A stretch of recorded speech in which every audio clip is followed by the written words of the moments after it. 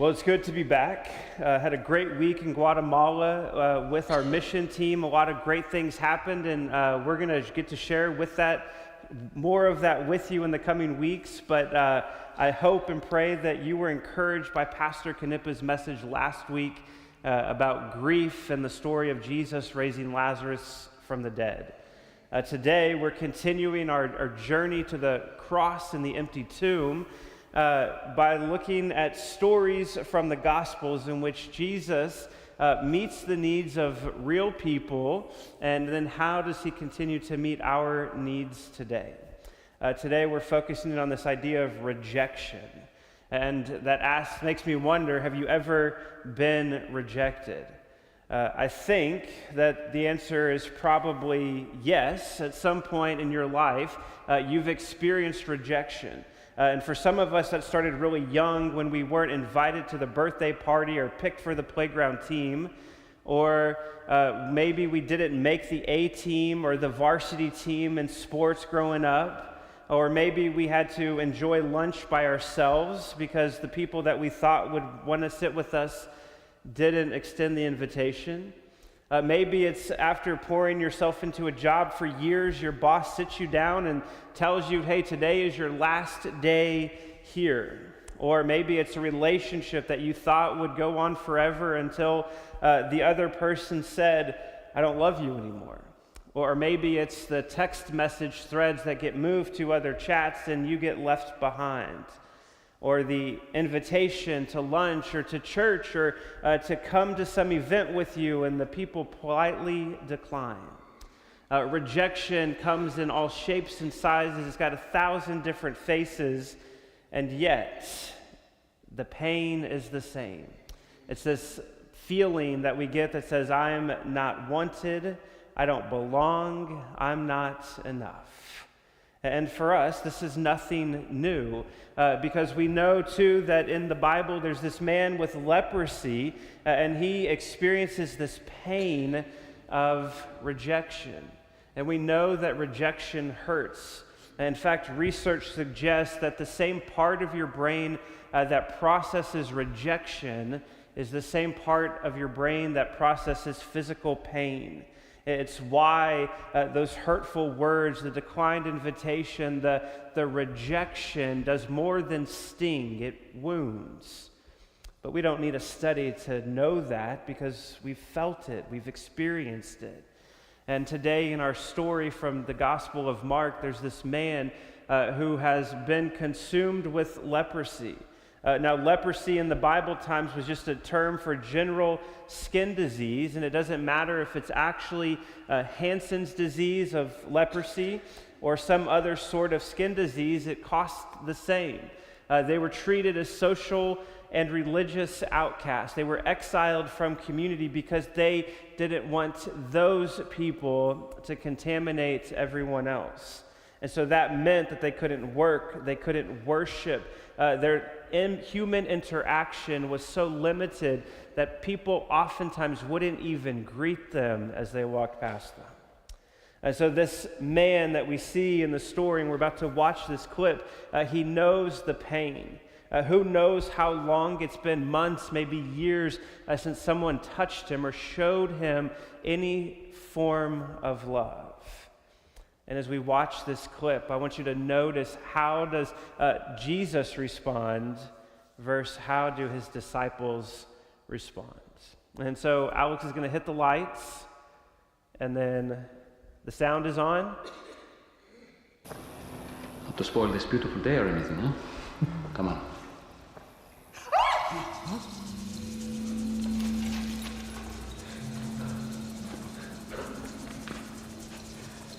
It's a leper. Stay back. Cover your mouth. Don't breathe his air. Don't come any closer. It's okay, John. It's okay. Rabbi, you can handle his disease.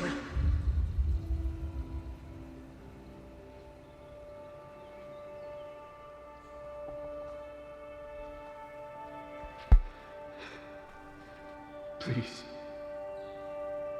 Please.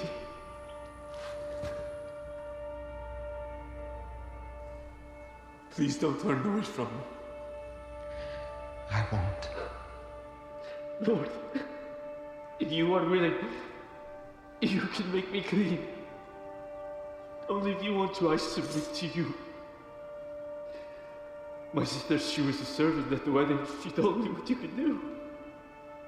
I know you can heal me if you are willing.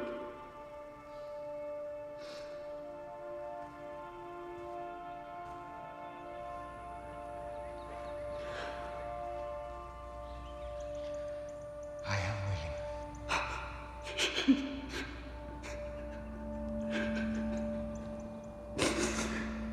Be cleansed.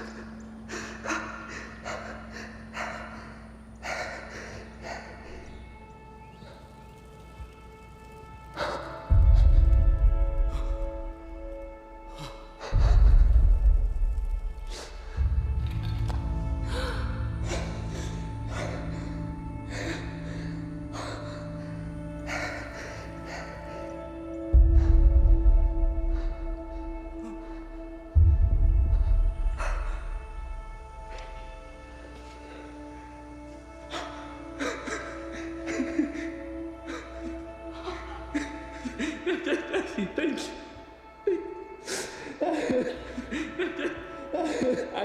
I know it. I know it. I know it. What can I ever do? Do not say anything to anyone. You don't seek your own honor? Please just do me this one thing. But what do I tell people? Go, show yourself to the priest. Let them inspect you and see that you are cleansed. Make the proper offering in the temple as Moses commanded. And go on your way.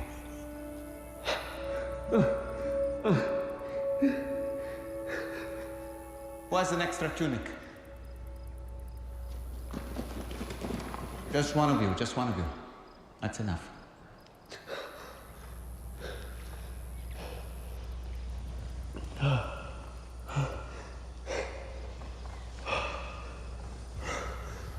Green is definitely your color. Not too shabby.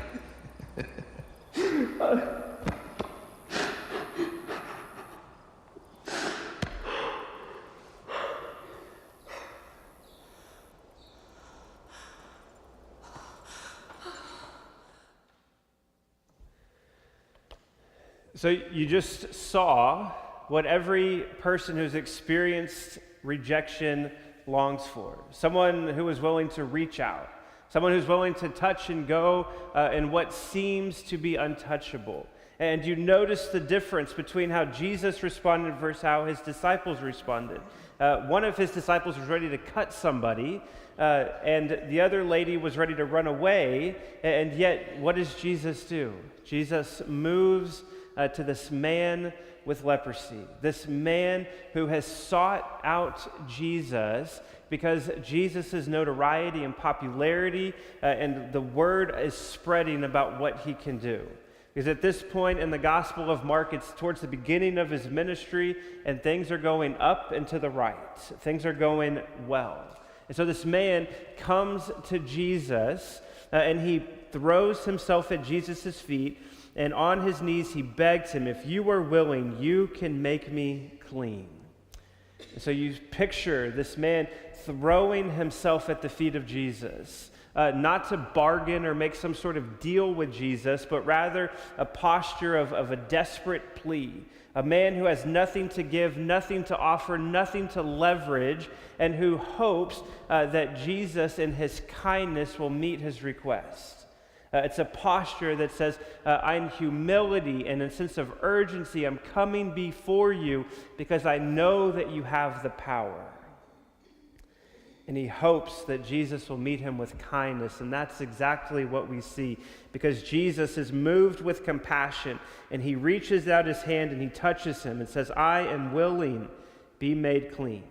And immediately the leprosy left him, and he was made clean. Jesus does the unthinkable. He reaches out and crosses the boundary that has kept this man isolated from the rest of the world. And normally when something unclean touches something that is clean, the uncleanliness is what spreads.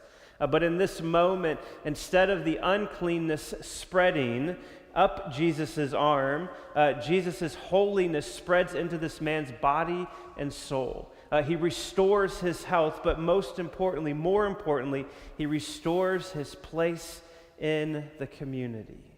It's a moment in which essentially this man is given his life back, and he is able to rejoin the people that had once cast him out. It's this beautiful moment in which Jesus shows us, and the Gospel of Mark reminds us that it's the marginalized, it's the people on the fringes, the ones on the outside that Jesus reaches for, calls, teaches, heals, demonstrating, reminding us of this upside down nature of God's kingdom. But it's also this foreshadowing of what's to come as Jesus steps into this man's rejection. Because you see, and you heard in the story where Jesus says, hey, don't tell anybody. And what does the guy do? He tells everybody. And because of that, Jesus could no longer enter a town openly, but he was out in the deserted places, and they came to him from everywhere. There's this quiet swap that takes place in this scene. In the beginning, it's the man who's rejected, who's on the outside, who's cast away from the community. And yet, at the end of the story, it's Jesus who has restored this man back into community, and now he is the one living or staying in the deserted places. The outsider comes in, and the Holy One goes out. It's a moment that we see predicted long before this moment in the Gospel of Mark, a moment in which the prophet Isaiah is pointing toward the suffering servant who is described this way in Isaiah chapter 53. He was despised and rejected by men, a man of suffering who knew what sickness was. He was like someone people turned away from. He was despised, and we didn't value him. Yet he himself bore our sickness, and he carried our pains. But we in turn regarded him stricken, struck down by God, and afflicted. But he was pierced because of our rebellion, crushed because of our iniquities. Punishment for our peace was on him, and we are healed by his wounds. We all went astray like sheep. We all have turned to our own way, and the Lord has punished him for the iniquity of us all. See, it's the leper who wore his rejection outside, but it's Jesus who would bear that rejection on his shoulders. And we see in this moment Jesus trading places with this rejected man, and that's exactly what Jesus does for us on the cross. See, it was on Good Friday when Jesus was led outside of the city, where he was treated as unclean, cursed, and God-forsaken. And the weight of the world's sins and failures and shortcomings were blasted or placed on his shoulders. And it's in that moment that Jesus ultimately took our place so that people like us, spiritual lepers, could be brought from the outside and welcomed into God's family. See, in Mark chapter 1, Jesus trades places with one rejected man. And at the cross, he trades places with all of us. And so for us, as we sometimes carry the sting of being left out or forgotten or abandoned or betrayed, or when we're labeled as too much or not enough, we carry those feelings into our lives, but also understand that we are not alone in this. The one who touched the leper has already gone further outside of the wall than we will ever have to. And because of that, because he took your rejection, he took your shame, your guilt, so that he could give you his welcome, that he could give you his grace and his love. So your story no longer ends with rejected and outside, but rather it ends with beloved, brought in, and made clean. And so for us, if this is true, if Jesus took our place and brought us in, if Jesus ultimately calls us his children and his family, and our story no longer ends with rejected, what does this mean for us? What do we do with this? Well, for some of us, it begins with coming to Jesus with your rejection. Right? We've all experienced the pain of rejection, and for some of us, we're still carrying that. Whether it's something that happened decades ago or just yesterday. The pain of rejection is real. And so for us, how do we find peace? Well, we bring it to Jesus. We name it and say, Jesus, and then name that rejection, whatever it is, the failed relationship, the lost opportunity, the day that people stopped calling. And you lay it at the feet of Jesus. And then you listen. Because the same voice that reached out and spoke to the leper, he speaks the same thing to us. He says, I am willing. Be clean. And then in that moment, instead of letting the loud voice of failure or rejection define you, because that's what we do. It's sometimes the loudest voice that we hear. Instead of those moments, we let Jesus define our acceptance. We listen to what he says about who we are and remind us that ultimately, because of the cross, those voices of rejection and failure have been drowned out by the outpouring of his love and his grace into our lives. And when he was nailed outside of that city, he took our rejection upon himself so that his Father could look at you and say, you are my beloved child. Let that be the soundtrack of your week. Because which voice are you going to listen to? The one that said no from years ago, or the one that shouts yes from the empty tomb? And then finally, like all good gifts that we receive from God that aren't meant to be stopped with us, or we've talked about this, we've been blessed to be a blessing. And so we take him coming toward us and meeting us in our rejection and reshaping us and transforming us, and we move toward the lepers in the world around us.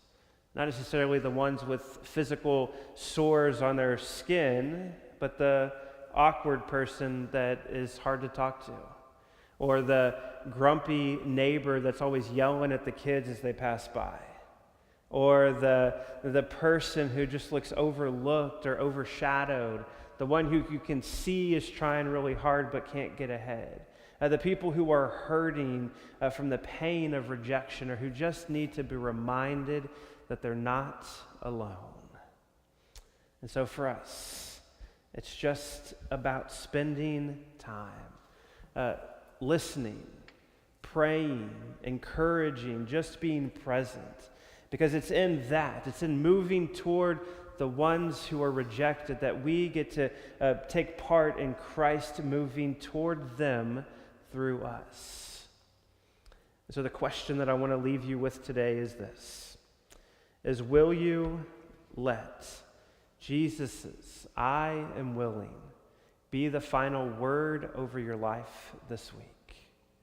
Will you allow that to define you, to shape you, to move you towards the people that God has placed in your life? The people who may feel like they're on the outside, the people who feel like they're too far gone, who just need this little moment of touch to be reminded that they're not alone, and that there's something and someone greater who gives them purpose. Because as we see in the Gospel of Mark, as we were reminded at the cross and through the empty tomb that no one is too far outside for Jesus to bring in. And Jesus went outside so that you could come in. So bring your rejection. Bring your guilt, your shame, and lay it at the feet of Jesus. Say, Lord, if you are willing, make me clean. And then let him and his cross and his grace and his love define you from this day forward. And that's the good news that we get to carry through Lent and all the way to Easter. So God's peace and strength be with you today and always. Amen.